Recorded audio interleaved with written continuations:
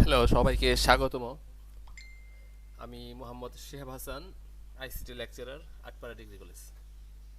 আমি তোমাদেরকে আজকে আইসিটি বইয়ের যে পঞ্চম অধ্যায় সি প্রোগ্রামিং এটা সম্পর্কে আলোচনা করব।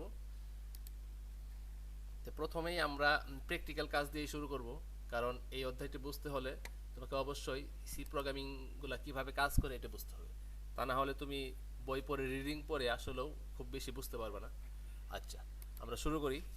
প্রথমেই সি প্রোগ্রামিং যে আমরা লিখব, আমাকে যা করতে হবে এই যে এটা হচ্ছে হ্যাশ চিহ্ন, hash include studio dot H. এই লেখাটা আমরা এইভাবেই লিখতে হবে, ইন হ্যাশ ইনক্লুড, তারপরে এই যে অ্যাঙ্গেল ব্র্যাকেটের ভিতরে স্টুডিও ডট এইচ, তারপরের লাইনটা আইএনটি, এটা ইন্টিজারের সংক্ষিপ্ত রূপ। মেইন মেইন নামে একটা ফাংশন থাকবে এবং এখানে একটা সেকেন্ড ব্র্যাকেট শুরু করতে হবে, এটা হচ্ছে তার বডি। এখানে আমরা সবসময় রিটার্ন জিরো দিয়ে দিব, রিটার্ন জিরো। আচ্ছা, এই যে কয়েকটা লাইন লিখলাম এটা সব সি প্রোগ্রামিংয়ের ক্ষেত্রেই এটা ফিক্সড থাকবে। যেমন প্রথম এই লাইনটা, তারপর এই লাইনটা হুবহু, ফার্স্ট ব্র্যাকেট সেকেন্ড ব্র্যাকেট, হ্যাঁ, হুবহু এই কয়টা লাইন লিখতে হবে। এরপর আমার প্রশ্নে যেরকম কোশ্চেন আসবে তার আলোকে আমাকে প্রোগ্রামটা লিখতে হবে। এই যে কার্সরটা যেখানে আছে সেই মাঝখানে লিখতে হবে। আচ্ছা, আমরা ফার্স্ট প্রোগ্রাম লিখব। সি প্রোগ্রামিং শিখতে হলে যেটা প্রথমে শিখতে হবে, আমরা একটা প্রিন্টএফ ফাংশন লিখব এবং এর ভিতরে আমরা যা লিখব সেটাই আমাদের প্রিন্ট হবে। প্রথমে আমরা লিখলাম হ্যালো ওয়ার্ল্ড,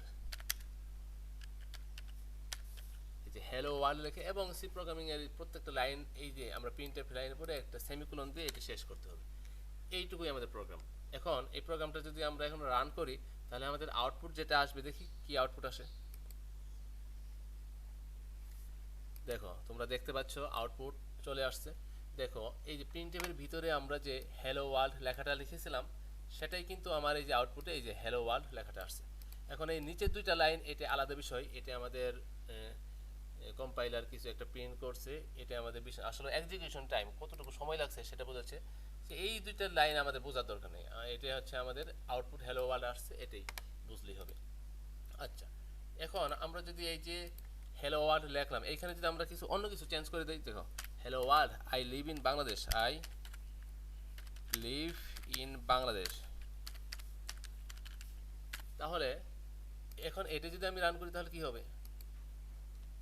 এটা রান করলে দেখো এই যে প্রিন্টএফের ভিতরে এই ডাবল কোটেশনের ভিতরে যা লেখা হয় সেটাই কিন্তু আসবে, হ্যাঁ।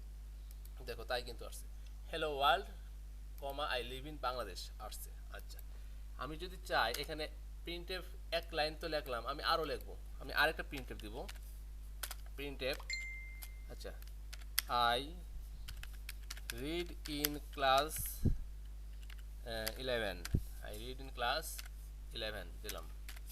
তাহলে এখন এটা যদি আমি রান করি তাহলে দেখো কি আসে।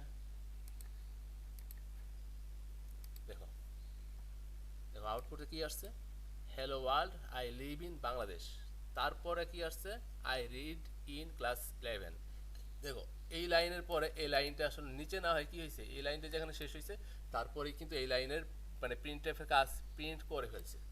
আচ্ছা, আমরা যদি এটাকে নিচের লাইনে আনতে চাই তাহলে আমাকে যা করতে হবে, এখানে একটা, এটা হচ্ছে নিউ লাইন বোঝাই, এটা দিয়ে আমরা যদি এখন প্রিন্ট দেই দেখো কি হয়।